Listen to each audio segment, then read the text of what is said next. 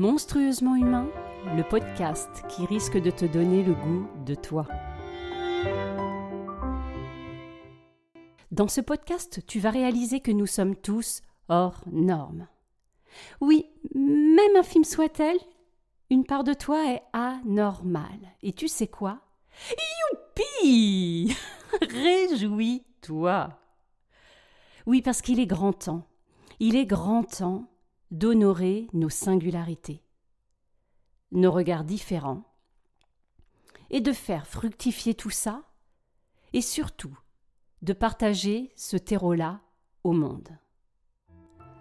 Alors moi j'ai un rêve peut-être fou. Mais ce que je sais, c'est que ce rêve me fait me sentir vivante. Ce rêve, c'est celui de participer à l'effondrement du mur de la norme. C'est un peu mon mur de Berlin à moi. Alors je dis stop. Stop à cette recherche constante de l'approbation du monde pour valider notre existence. Oui, stop à cette normopathie assassine. Bonjour, c'est Audrey Jarnier, bienvenue dans Monstrueusement Humain avec aujourd'hui cet épisode hors série. Un épisode proposé par le carnaval de la gang des podcasteurs autour du voyage extraordinaire. Alors c'est quoi le carnaval ? Eh bien c'est comme une table ronde réunissant plusieurs podcasteurs sur un même thème et chacun s'exprimera en lien avec son podcast. Tu vas donc découvrir dans cet épisode 5 podcasteurs. Dans un premier temps, Lucie Bouchard, notre queen, celle qui va animer cet épisode et qui est aussi la créatrice du podcast « Fais voyager ton entreprise ». Et puis, il y aura Milady Augier, la super nana, la créatrice du podcast « Maman Active ». Arrivera le tour de notre unique homme dans cet épisode, Christophe Rousseau, notre Yoda et le créateur du podcast Leadership Holistique. Et puis ce sera mon tour, Audrey Jarnier, la créatrice du podcast Monstrueusement Humain, avec toutes ses petites voix, Madame Proprette, mais pas que. Et tu découvriras Nadia Chirel, la libératrice, créatrice du podcast Détox Parents Toxiques. Et pour finir, Linda Cochaudron, la pétulante et la créatrice du podcast Fausse couche et fertilité. Tu vas voyager très rapidement, je te garantis, grâce à l'accent de certains qui va te permettre de voyager en plein cœur du Canada. Alors donc, chacun commencera par se présenter et présenter son podcast, et puis, les uns après les autres, nous témoignerons de notre voyage extraordinaire.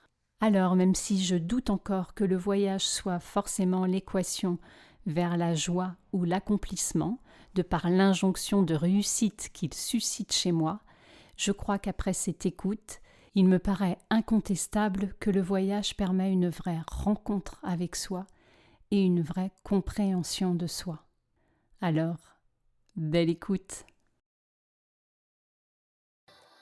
Bonjour tout le monde, bienvenue sur le podcast. Écoutez, on continue le carnaval. Nous sommes rendus à notre partie carnaval numéro 3, où est-ce que j'ai avec moi de fameux invités qui vont venir vous raconter leur histoire de voyage et se présenter sur leur podcast. Donc, je me présente Lucie Bouchard du podcast « Fais voyager ton entreprise » que vous pouvez retrouver sur ma chaîne YouTube.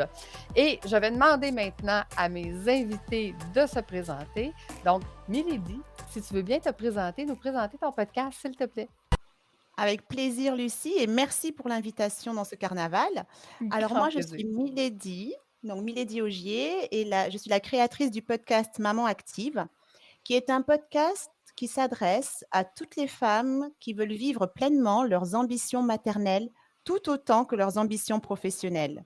Donc, mon rôle à moi, c'est de leur apporter finalement un partage d'expérience, un partage de savoir-faire, avec des anecdotes de ce que moi-même j'ai pu vivre, du chemin que j'ai pu parcourir et en même temps mes apprentissages, mes recherches sur ces sujets qui sont prioritairement liés à l'harmonie, vie perso, vie professionnelle.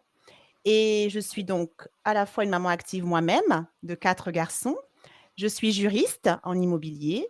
Je suis également coach pour les mamans actives et je suis plein d'autres choses. Il paraît que je suis une slasheuse. Donc Oh, voilà pour moi. un jour, tu nous expliqueras qu'est-ce qu'une slasheuse. Ça On marche. connaît le podcasting, mais là, le slashing, on ne connaît pas ça. Merci, Mélodie, c'est très gentil. Avec Donc, plaisir. allons maintenant à nous présenter notre homme de la table, Christophe. Si tu veux bien te présenter, s'il te plaît. Bonjour, je m'appelle Christophe Rousseau, je suis le créateur du podcast Leadership Holistique. Le leadership holistique, pour moi, c'est une philosophie de vie. Et ce podcast, en fait, retrace toutes mes différentes expériences et les enseignements que j'en ai tirés tout au long de ma vie, qui m'a amené de passer d'un ingénieur cartésien très carré à un leader, un coach holistique. Donc c'est ce que j'appelle la façon la plus efficace d'assumer ses responsabilités professionnelles tout en conservant une vie riche, équilibrée, épanouie et spirituelle. Donc ça s'adresse aux hommes et aux femmes, directeurs, entrepreneurs, managers, leaders de communauté, consultants, coach, que vous soyez expérimenté ou junior, peu importe. Si vous recherchez un équilibre entre vos responsabilités professionnelles et votre vie privée, et si vous rêvez d'une vie saine, épanouie, riche, libre de tout stress, une vie emplie de spiritualité, et si vous êtes enfin curieux, toujours en quête de nouvelles connaissances, alors le leadership holistique, ce podcast, est fait pour vous. Donc j'espère que j'aurai la joie de vous retrouver de l'autre côté. En attendant, je passe la parole à mes collègues. Alors moi c'est Audrey Jarnier et j'anime le podcast Monstrueusement Humain. Et ce podcast en fait il parle essentiellement de normopathie. Et la normopathie en fait c'est la tendance à se conformer totalement et sans aucune digression en fait à des normes sociales. Et en fait cette normopathie elle supprime du coup toute tendance à la fantaisie et à l'expression libre de ses désirs ou à sa créativité. Et en fait, elle en vient à réprimer les instincts de l'individu à l'excès.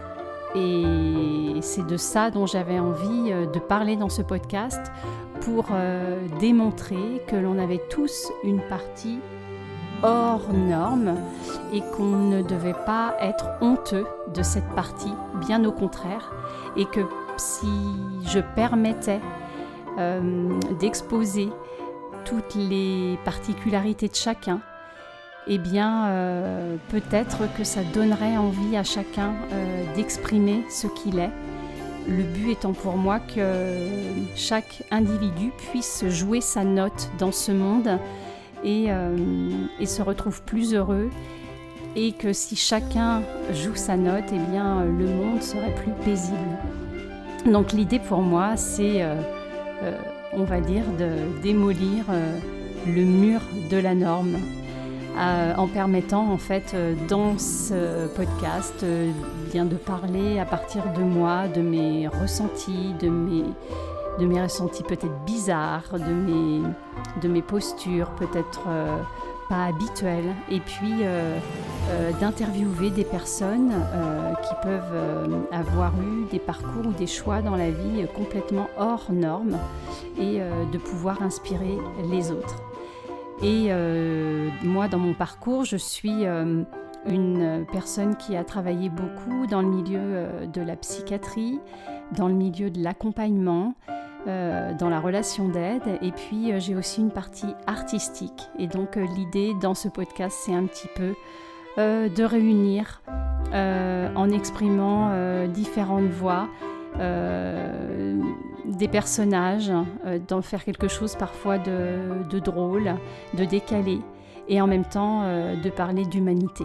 Et j'allais oublier le plus important, ce podcast, c'est parce que je suis moi-même une normopathe qui se soigne et que j'ai longtemps souffert en fait, de penser que je n'étais pas adaptée, que en fait j'avais de la valeur que si je correspondais à ce qu'on me demandait dans ce monde et que j'ai tellement souffert qu'aujourd'hui j'ai décidé en fait de permettre aux autres de vibrer dans leurs notes.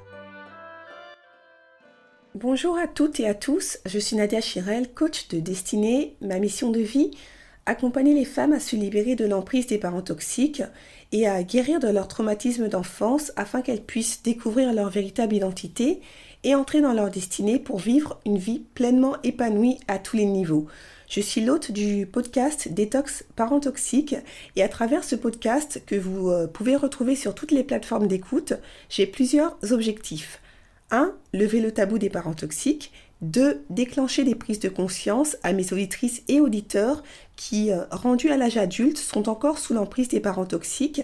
3. Donner des clés pour que ces victimes puissent entamer leur cure de détox en apprenant à poser des limites face aux parents toxiques, à se respecter, à ne plus culpabiliser et à surtout reprendre le contrôle de leur vie. Ouais, merci beaucoup. Vous voyez, j'ai un beau panel de gens qui vont venir nous raconter, en fait, le thème, toujours sur le thème du voyage. Donc, ils vont venir nous faire voyager. Et je réalise que je vous ai présenté le nom de mon podcast, Fais voyager ton entreprise, mais je n'ai pas spécifié à qui ça s'adresse. Ça s'adresse aux entrepreneurs qui sont débordés et qui aimeraient regagner une vie, une liberté pour voyager autant de façon physique que de voyager à l'extérieur de leur entreprise. Et je m'excuse d'avance, comme vous avez pu voir, j'ai malheureusement un accent québécois, hein? Donc, je m'excuse, j'excuse auprès des auditeurs européens. Ça se peut que je vous dise des mots que vous ne comprenez pas et c'est de ma faute. OK? Donc, on règle ça tout de suite. Et ben, voilà, on va on Exactement. voyage au Québec. Écoutez, rapidement, ce que j'avais le goût de partager, moi, aujourd'hui, concernant le voyage, c'est que j'accompagne mes entrepreneurs maintenant en début de formation à venir faire un voyage. On commence la formation en voyage à quelque part au chaud dans le sud. Pourquoi qu'on fait ça? Écoute, c'est un petit peu, l'explication, elle est simple. Imaginez que vous voulez apprendre une langue secondaire. Donc, que vous voulez apprendre l'espagnol et que vous l'apprenez à raison de 1 heure par semaine. Combien de temps ça va vous prendre pour apprendre la langue? Maintenant, imaginez que vous allez en immersion dans un autre pays et que vous apprenez en immersion cette fameuse langue-là, à quelle vitesse vous allez pouvoir apprendre la langue. Donc, d'amener mes entrepreneurs en voyage avec moi, c'est que je les amène en immersion dès le départ pour leur faire comprendre que c'est possible d'avoir une vie extraordinaire, d'avoir une entreprise et d'avoir une vie équilibrée, même de la vie familiale. Donc, voilà, c'était la petite explication de pourquoi le voyage, formation, immersion est important. Maintenant, à vous, mes collaborateurs, qui est prêt à nous raconter son histoire de voyage? Qui veut nous commencer? OK, ben, je vais choisir au hasard. Audrey, à ton tour. Alors, moi je vais commencer par vous dire que c'est le jour où je me suis dit que le voyage, eh bien, souriait aux audacieux. J'ai un fils et il y a quelques années, il avait à peine 16 ans et il, nous dit: «J'ai envie de partir en stop à Paris, uniquement en stop, avec un ami d'à peine 18 ans». Et là, pour moi, il y a la madame proprette qui arrive et qui dit: «Non mais c'est pas possible, je peux pas t'autoriser à faire ça, c'est impossible! Qu'est-ce que vont penser les autres? Et s'il t'arrive quelque chose, quelles seront les retombées pour moi, pour ton père? Je ne peux pas». Ça, c'était vraiment la première voix qui est arrivée.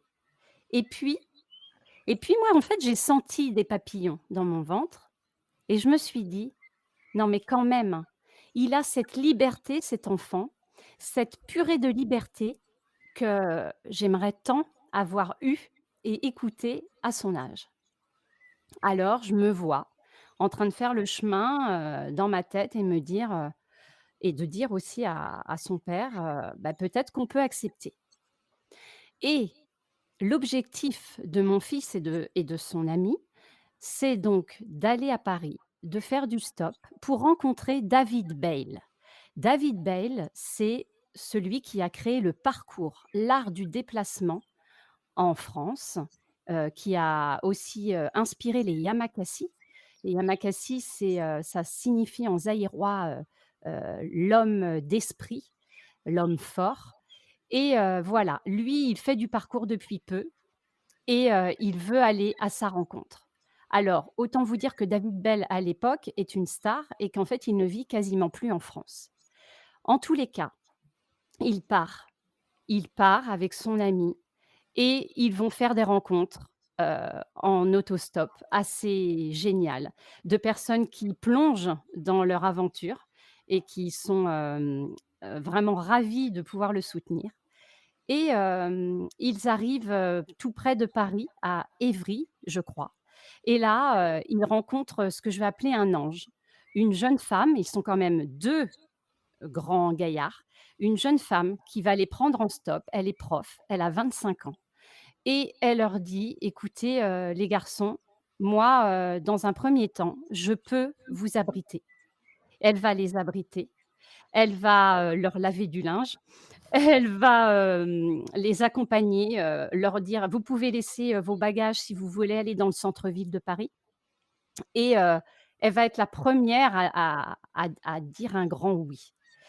Ils vont, pouvoir, se déplacer jusque sur la ville de David Bell et au moment où ils arrivent sur la place, au pied de l'immeuble de l'enfance de David Bell, là, ils croisent David Bell. Mmh. Ça a été un moment inoubliable pour eux. Ils n'arrivent pas à l'aborder, mais voilà, ils l'aperçoivent, ils sont fous de joie et puis ils auront, à travers ce périple, une blessure et cette même jeune fille les emmènera, à l'hôpital, leur trouvera, une infirmière pour des soins. Ils pourront aller méditer sur les toits de Paris, méditer au coucher du soleil, faire du parcours. Enfin voilà, ça va être un vrai périple. À l'hôpital, l'équipe soignante, les accueille, et les chouchoute parce que, l'équipe est complètement folle de ce duo improbable. Voilà et ils rentreront et ce que j'ai pu me dire moi à ce moment-là, c'est qu'en fait, je n'avais pas qu'une madame proprette et qu'en fait, à l'intérieur de moi, il y avait un vrai vent de liberté parce que grâce à mon fils, grâce à lui d'avoir osé demander, moi, j'ai pu ouvrir cette porte, j'ai pu sentir en moi que je n'étais pas qu'une normopathe et j'ai pu faire terme à madame proprette et en fait, à travers mon fils, je crois que c'est la première fois où j'ai été extrêmement fière d'être mère en me disant: «Voilà, je peux lui permettre et je peux dépasser, moi, toutes mes peurs de madame proprette et toute ma norme». Cette peur d'être jugée, d'avoir le regard des grands-parents, nous dire: «Vous êtes inconscient, mais comment vous avez pu vous permettre ça?» Et grâce à cela, j'ai pu vraiment sentir en fait chez moi cet élan et oui, cette part de moi qui avait envie de liberté et qui disait, quelque part, «Fuck à madame proprette». Voilà. Wow! Quelle belle histoire, Audrey! Et quelle liberté nos enfants ont par rapport à nous, hein, notre Ouais. génération. Ça ne serait jamais permis de faire ça. Avez-vous des questions pour Audrey, la gang? On est Qu'est-ce que ça a déclenché? Ah oui, pardon. J'ai pas levé la main, désolée. vas-y, Mélanie. Est-ce que c'est à partir de là que tu as commencé ton cheminement justement vers la création de Monstrueusement Humain? Alors, non, ce n'est pas à partir de là que j'ai commencé le cheminement pour la création, mais je crois que c'est à partir de là où je me suis dit que j'avais les ressources pour vraiment, ouvrir moi mon chemin, d'étoile de naissance, hein, ce que je livre dans le podcast, c'est-à-dire cette part de moi qui est en fait très, libre et qui a envie, de choses, qui sembleraient pas dans la norme. Parce que c'est vrai que laisser un enfant qui n'a pas 16 ans partir comme ça, voilà, c'est le challenge pour moi de maman parfaite, était, élevé. Mais c'est vrai que ça fait partie de ces événements qui, oui, m'ont soufflé, bah, voilà, en fait, tu n'es pas que madame proprette, tu es plein d'autres Hmm. choses Ah, et tu es super, capable. super. Excellent. Je pense que tu avais une question, Linda. Oui, tout à fait. Justement, j'allais lui demander quel était du coup son premier pas pour elle-même, pour aller vers sa propre liberté. Ah, quel a été mon premier je crois que mon premier pas vers ma propre liberté, c'est quand j'ai dit oui pour partir à Paris et faire de l'acting, du voice dialogue acting, du jeu face caméra. Alors que, voilà, je venais de quitter un travail d'entrepreneuriat et que voilà, là, je partais sur Paris, mère de famille, plus d'entreprise et que je disais oui, pour apprendre à jouer face caméra. Quelle belle histoire. C'est plaisant de voyager avec les histoires des autres. Bravo, Audrey, c'est Merci. magnifique. Qui est prêt à continuer? OK, ben, je vais choisir encore. Mélodie, à ton tour. Ah, il y a Christophe qui a levé la main. Tu Ah, je n'as pas m'excuse, vu j'ai pas vu. Lucie. Christophe, allez, Non, vas-y, mais vas-y. honneur aux dames. Non, non, je me permettrai pas. Mais non, tu es tout seul, donc honneur à toi, cher Non, je suis pas tout seul, je Christophe. suis entouré. C'est Christophe et ses drôles de dames ce soir. Ah oui, bon. Non, mais Bien. je t'en prie, Ok, vas-y, Christophe. ok. Alors, je prends la parole. Merci beaucoup, Milady. Tu es tout à Je fait t'en digne prie. de ton prénom. Euh, alors, moi, je vais raconter une histoire que je n'ai jamais racontée dans aucun de mes podcasts, parce qu'il faut savoir que dans mes podcasts, je raconte ma transformation, je ne l'ai pas dit tout à l'heure, mais je raconte ma transformation d'ingénieur physicien cartésien bien un peu pénible, quoi, en leader holistique ouvert, spirituel, etc. Je fais les gestes en même temps comme ça, tu vois, ça change tout, hein. Et en fait, il y a eu il y a eu quelques épisodes marquants dans ma vie que je raconte dans mes podcasts, mais il y a eu un voyage que j'ai jamais raconté pour le moment. Donc vous aurez la primauté ce soir. C'était il y a 5 ans, donc il n'y a pas très longtemps, hein. J'étais déjà divorcé, oui, ça fait déjà 5 ans que j'étais divorcé, et je travaillais déjà à l'hôpital, du coup, j'étais chef de service, et on m'a proposé d'aller donner une conférence en Australie, à Brisbane, sur un sujet, je ne veux pas vous parler du sujet parce que c'est super barbant, mais bon, un truc très technique, quoi, un truc d'ingénieur. Et donc, du coup, j'étais invité là-bas pendant un congrès qui durait 3 jours. Et évidemment, j'en ai profité puisque les billets d'avion étaient payés, pour prendre des vacances, n'est-ce pas? Puisque c'était mon rêve, j'étais jamais allé en Australie de ma vie. Donc, j'ai profité de prendre une bonne dizaine de jours de vacances avant le congrès, avant ma présentation, et de me rendre seul sur la côte nord parce que mon rêve, c'était de plonger dans la Grande Barrière de Corail. Moi, je fais de la plongée et j'adore ça. Et la Grande Barrière de Corail, c'était juste le rêve pour moi. Je voulais aller voir Nemo. Donc, du coup, j'organise mon voyage pour partir là-bas seul. Et donc, ce qu'il faut savoir, c'est que c'était la première fois. J'ai beaucoup voyagé dans ma vie, mais jamais seul. Jamais je suis parti seul. Ou si je partais seul, je retrouvais quelqu'un, mais jamais partir seul pour arriver seul. Donc, j'avais réservé mon Airbnb, enfin une chambre dans un. C'était pas un hôtel, c'était une maison d'hôte dans une petite ville qui s'appelle Early Beach. Et de là, je pouvais aller en bateau, naviguer dans les îles, ils appellent ça les Whitsundays. Donc, c'est des îles magnifiques avec un sable blanc, enfin, voilà, le vrai paradis, quoi. Je suis donc parti seul pendant une dizaine de jours. Et ce qu'il faut que je vous dise encore en plus, pour ceux qui ne me connaissent pas, c'est que peut-être ça se voit pas, mais je suis quelqu'un d'introverti, donc moi je vais pas facilement vers les gens. Et partir seul du coup et se retrouver avec à parler avec des inconnus. Alors en anglais c'était pas un problème parce que je parle couramment l'anglais, moins bien l'australien, mais bon ça va, j'ai appris.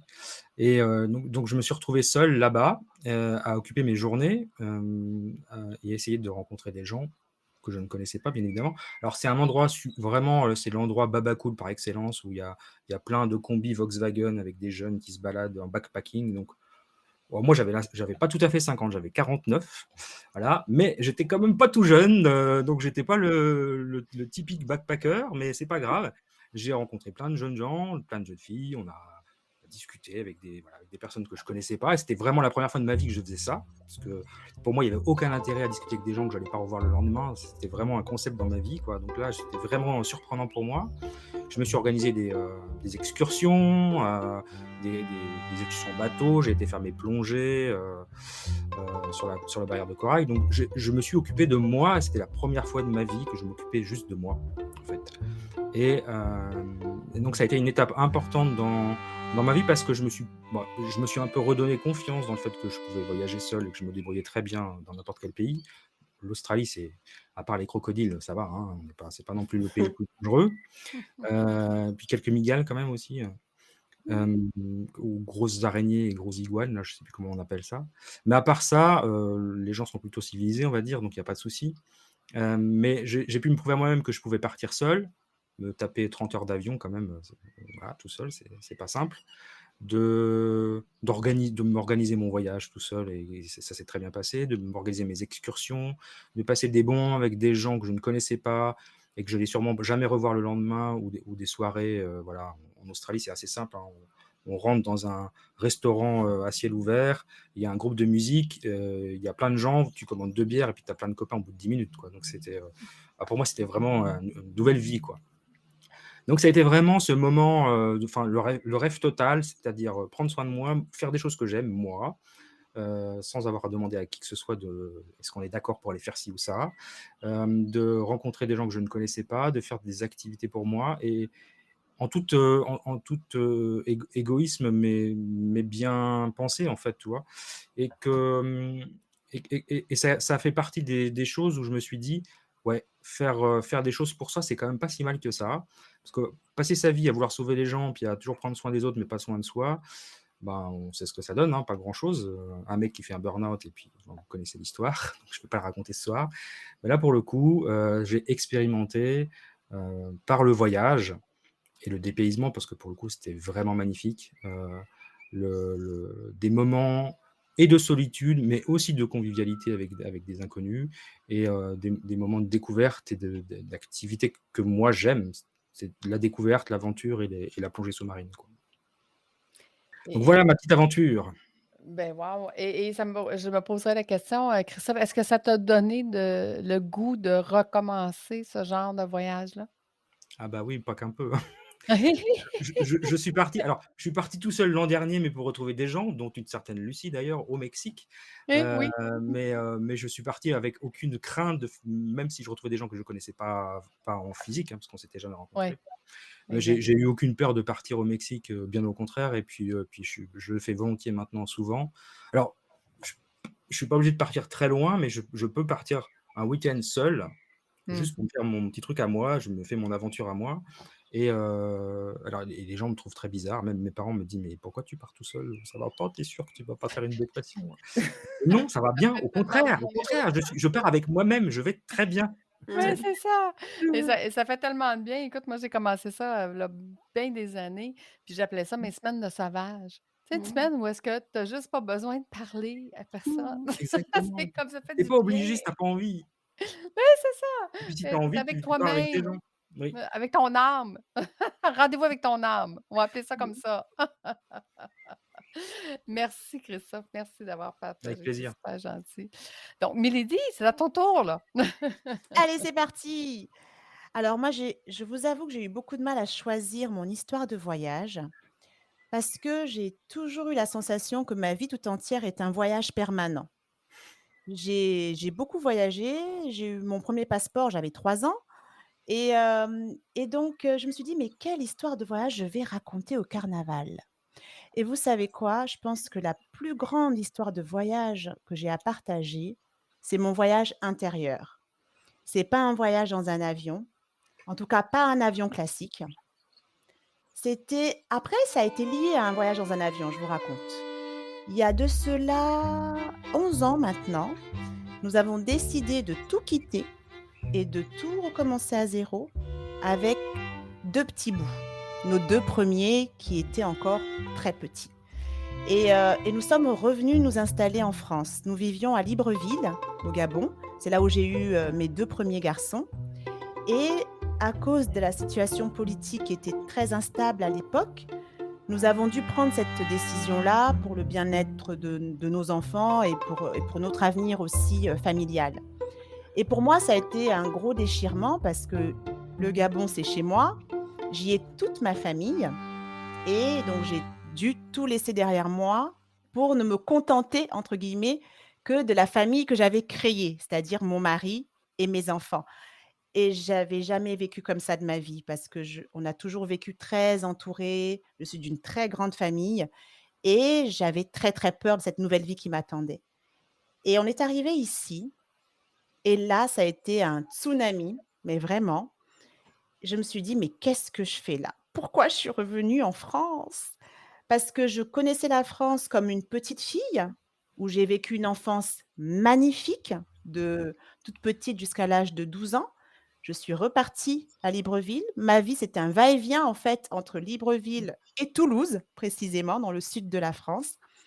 Sauf que là, revenir en tant que maman, femme mariée, eh ben, c'était pas aussi drôle du tout.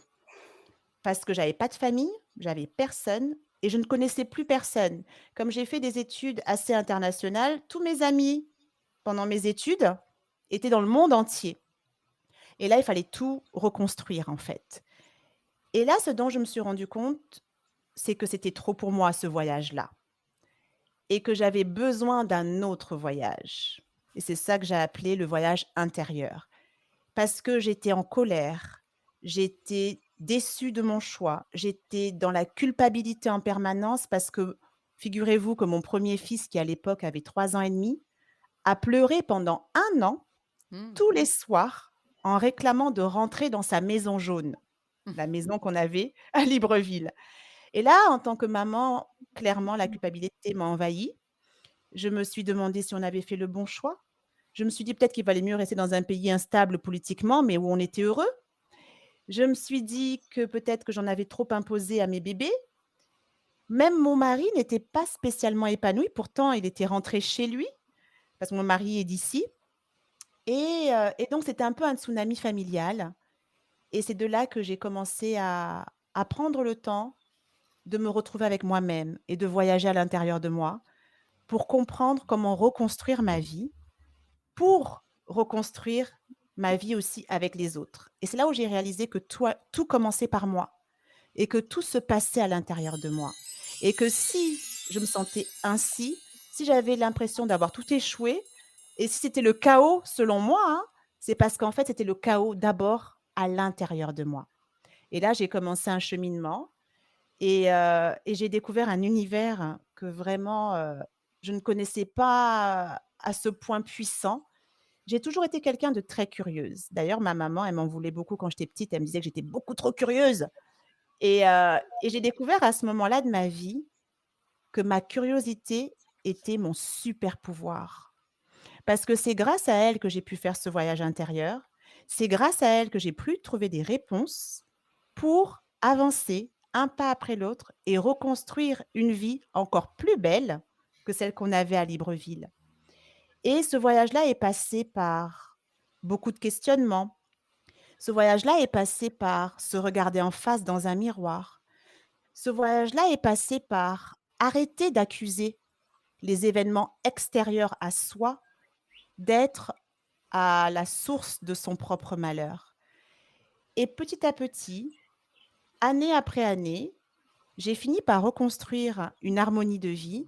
J'ai fini par être à nouveau capable de faire des choix en conscience, des choix qui m'ont permis de finalement pouvoir répondre également aux besoins de mes enfants, aux besoins de mon mari, de pouvoir recréer aussi une stabilité parce que pendant quelques années, je me sentais en permanence comme un équilibriste, vous savez, ou un funambule, voilà, un funambule, vous savez, sur le fil où le moindre pas de travers, vous avez peur de tomber dans le vide. Et, et ça, je pense que c'est mon plus beau voyage et c'est un voyage que j'aime beaucoup parce qu'il s'arrête jamais. Mmh. J'aime dire souvent aux mamans actives dans mon podcast ou même à celles que j'accompagne et celles qui sont dans mon groupe privé Facebook, j'aime leur dire que je suis dans l'amélioration continue de moi-même. Parce que le jour où j'ai découvert que j'avais le pouvoir de transformer ma vie, même dans les moments les plus difficiles, le jour où j'ai découvert que tout était en moi et que quel que soit l'environnement extérieur, quelles que soient les circonstances, parce qu'à l'époque, j'ai été au chômage pendant longtemps, j'ai pas réussi à retrouver un travail longtemps, donc imaginez-vous, quand vous n'arrivez pas à remplir le frigo, c'est compliqué. Donc, ce voyage-là, c'est celui que je vous partage aujourd'hui, parce que je me suis rendu compte que la vie, c'est ça aussi. La vie, c'est des hauts, la vie, c'est des bas, mais c'est ça qui fait la beauté de la vie. Je me suis rendu compte que, certes, parfois, c'est pas facile, mais c'est toujours possible. Donc, c'est ça mon plus beau voyage. Wow, merci Milady. Et on sent, et si je te posais la question, si tu avais à refaire le même choix, est-ce que tu le referais? Je ferais exactement le même choix, vraiment. Wow, J'ai ex- zéro regret, juste une grande fierté d'avoir fait ce choix-là et d'avoir fait ce chemin-là. Et c'est ce que je partage aujourd'hui et j'espère que ça peut aider le maximum de femmes qui passeraient par des étapes similaires. Ben, tout à fait, tout à fait. Merci beaucoup, c'est super gentil. Linda, est-ce qu'on est prête? Ah, bah Oups, complètement. Et puis en plus, mon voyage va rejoindre un petit peu celui de Milady. Donc l'enchaînement est super. pas de Alors, hasard. mon premier voyage, ouais, c'est ça, il n'y a pas de hasard. Et là, vraiment, mon premier voyage, je vais parler d'un voyage en famille qui nous tenait à cœur parce que c'était vraiment la concrétisation d'un rêve. Mais ce rêve, il était très mal barré au départ.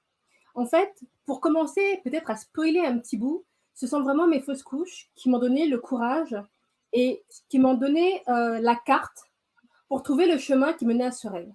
En fait, avec mon mari, souvent on se disait, il y a quelques années, on se disait, on n'a pas assez d'argent pour voyager avec les enfants, on aimerait bien.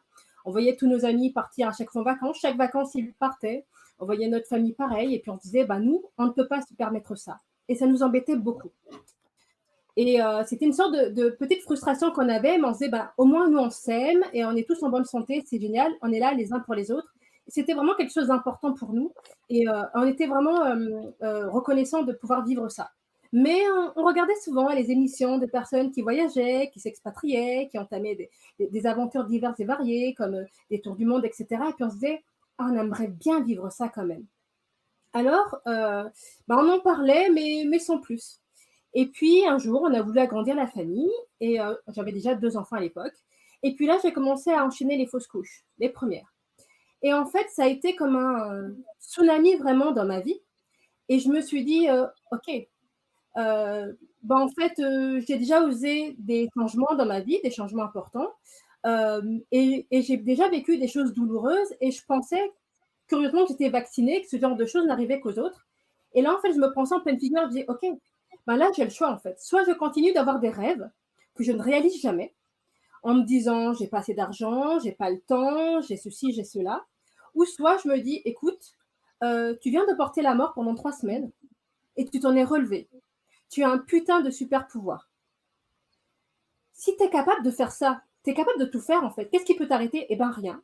Donc, tu as le choix. Soit tu continues de te cacher, de te dire, j'ai pas de sous, j'ai pas de ci, j'ai pas de ça, et tu continues de pas vivre la vie que tu veux, puis de continuer d'accumuler des emmerdes parce que vont pas t'épargner pour autant, parce que tu es quelqu'un de sage et de raisonnable, ou alors tu laisses libre cours à la folie qu'il y a dans ta tête, la folie qu'il y a dans tes écrits, parce que j'étais auteur jeunesse à l'époque, et tu vis ta vraie vie selon tes règles à toi, puisque ces fausses couches avaient contribué à changer ma personnalité, puisqu'on devient quelqu'un d'autre littéralement. Il y a la personne qu'on était avant, la personne qu'on devient après. Et j'ai commencé à donner rendez-vous à mon mari. Donc ça a commencé comme ça, on se redonnait rendez-vous, on se faisait tout beau, comme si c'était quelqu'un que je rencontrais pour la première fois, que je voulais séduire. Et la règle, c'était simple, on n'avait que 30 à 45 minutes ensemble, mais 30 à 45 minutes de qualité.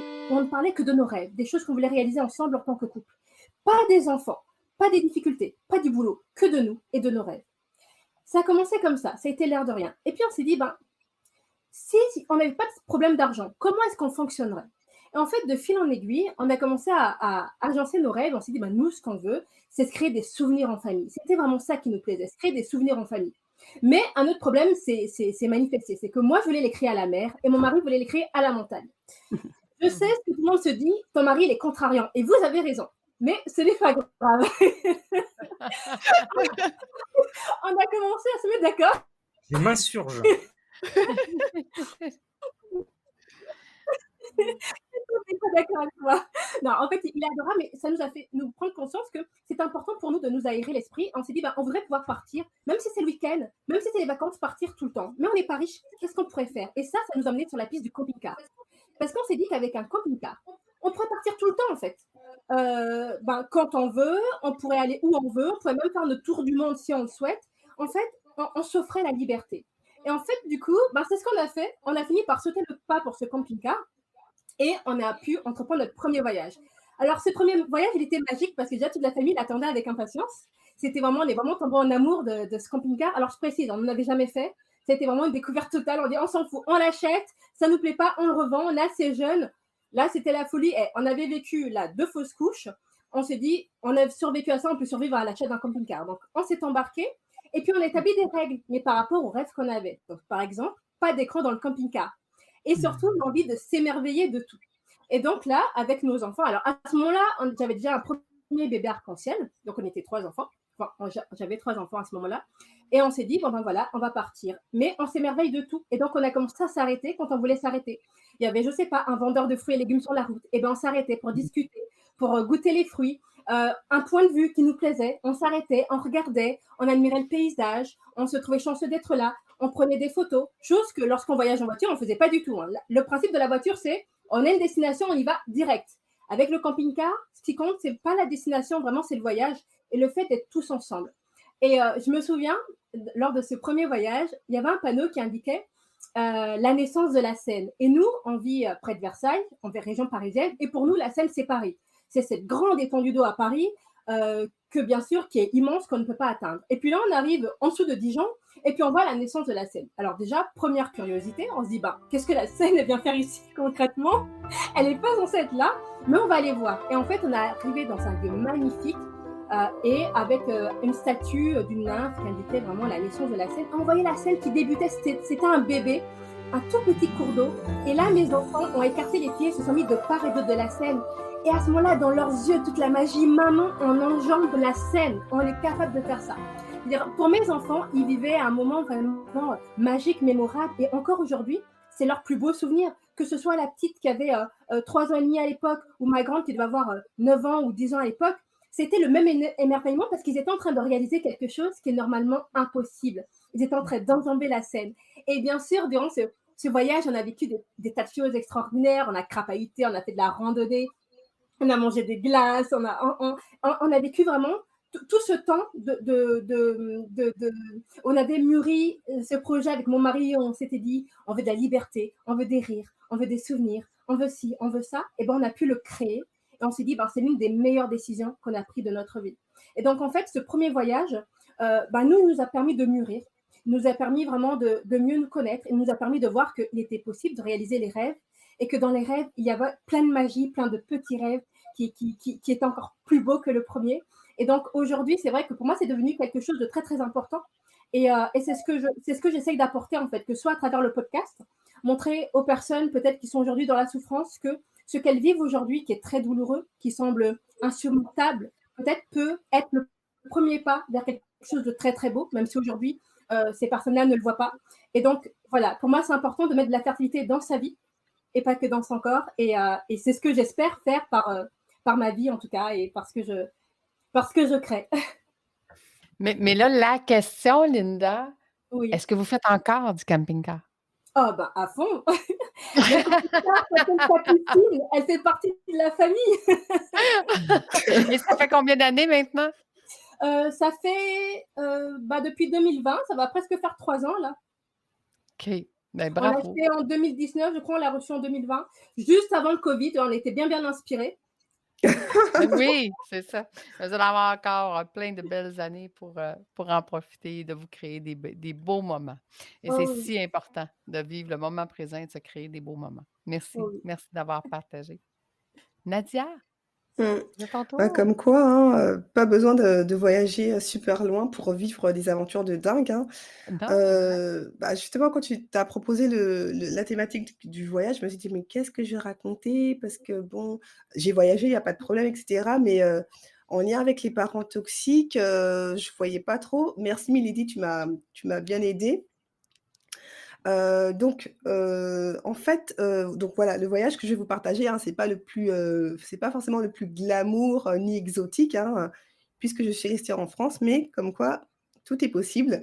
Donc en fait, j'ai quitté Paris pour le sud de la France, mais en fait, ce voyage a été de loin, le voyage qui a été vraiment le plus salvateur pour ma vie, bah, clairement pour ma destinée, pour tout.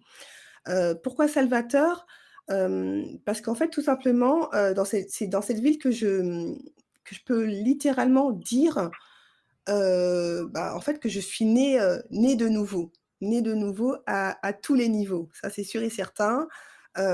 C'est d'abord ce voyage, en fait, qui m'a permis bah, de prendre conscience déjà de la toxicité de mes parents. C'est, aussi ce voyage qui m'a permis, en fait, de me séparer d'eux et de complètement m'émanciper parce qu'en fait, quel que soit, en fait, son âge, lorsqu'on est sous l'emprise, des parents toxiques, on n'est pas totalement libre. Donc en apparence, on est adulte, il y a pas de problème, mais psychologiquement, il y a comme un décalage, dans la mesure où il y a toujours cette part d'enfant, blessé qui s'exprime et qui, soupire, en fait, après le parent, attentionné qu'il n'a jamais eu. Donc ce voyage que j'ai effectué justement pour, poursuivre en fait d'autres études supérieures, donc de sociologie qui me servent énormément aujourd'hui en tant que coach, études qui ont été super combattues parce que mon père ne voulait absolument pas que je fasse, en fait j'ai fait des études de droit à la Sorbonne, j'ai travaillé, ensuite j'ai voulu faire les études de sociologie. Il a dit: «Mais qu'est-ce que tu vas faire avec des études de sociologie? Ça ne sert à rien et cetera. Non, reste à Paris, il y a des facs de sociologie où pourquoi tu veux aller à Toulouse?» Mais moi, il y avait vraiment un programme, qui me plaisait, qui était fait qu'à Toulouse, et donc c'est ce programme que je voulais suivre. Donc c'est plus tard que j'ai compris pourquoi en fait, il combattait en fait, mon départ, pour Toulouse. Parce qu'il voulait vraiment, bah, continuer à m'avoir en fait, à ce que je sois sous son emprise, quoi. Donc voilà, c'est grâce à ces études que j'ai pu, partir, hein, de Paris et à Toulouse, en fait, qu'est-ce qui s'est passé? J'ai pris le temps pour moi. Quand j'ai terminé mes études et cetera, j'ai pris le temps pour moi parce que je sentais qu'il fallait que je me recentre sur moi et que je fasse ce travail, d'introspection. Donc c'est, au cours de ce travail d'introspection que je me suis intéressée à la destinée. En fait, je me suis toujours intéressée, à la destinée en général. Moi, j'étais tout le temps, je me rappelle quand j'étais plus jeune, il y avait une émission qui s'appelait, je sais plus comment ça s'appelait. Bon, c'était en lien avec, c'était Destin, la nuit des, bon, je sais plus, un truc avec le destin et moi, j'étais fascinée et cetera et bah, pendant que j'étais à Toulouse, je me suis, vraiment, pour la première fois, posé sérieusement la question: «Nadia, quelle est ta destinée?» J'ai voulu prendre ce temps pour la première fois et en fait, j'ai demandé à Dieu, parce que je suis, chrétienne, protestante, donc quelle était ma destinée? Dieu, quelle est ma destinée? Dans quel but, en fait, tu m'as créée? Et en fait, au bout de quelques mois, après des prières et pas mal d'introspection, j'ai eu ma réponse. Donc c'était le 30 octobre 2015, j'étais en train de dormir et tout d'un coup, bah, je dors et à 5 heures du matin, paf, j'entends une voix: «Coach». Et là, tu as carrément en fait, tu as toute ma vie qui a commencé à défiler. J'ai dit: «Mais oui, c'est évident, mais bien sûr que mais oui!» Et je me rappelle, en fait, toutes les choses que je faisais, même, dès la primaire, collège, où j'encourageais les gens et cetera. Enfin, je me disais: «Mais oui, c'est ça, c'est ça!» Et bien sûr et c'est à travers ça, c'est grâce à cette introspection, cette mise à part, en fait, que j'ai pu découvrir ma destinée en tant que coach, que j'ai pu aussi me détacher de mes parents. En fait, tout ce cheminement, toutes ces révélations n'auraient clairement pas été possibles si j'avais continué à entretenir cette relation toxique que j'avais avec mes parents. Donc, m'éloigner, en fait, géographiquement de mes parents m'a permis, en fait, de déployer véritablement mes ailes vers ma liberté. Et voilà, c'est tout ça qui fait que, voilà, que ce podcast, entre autres, Détox Parents Toxiques aussi, est sorti. Je serais restée à Paris, dans la même ville que mes parents. Est-ce que j'aurais eu cette audace? Je pense que oui, parce que je suis quand même assez audacieuse. Mais ça aurait pris plus de temps, je pense. Voilà. Oui, des fois, il faut s'éloigner pour s'éloigner de l'arbre pour voir la forêt. Donc, c'est C'est ça, un peu ça qui t'est arrivé. Et c'est ça. aujourd'hui, ce qui t'amène à faire ce que tu fais. Mmh.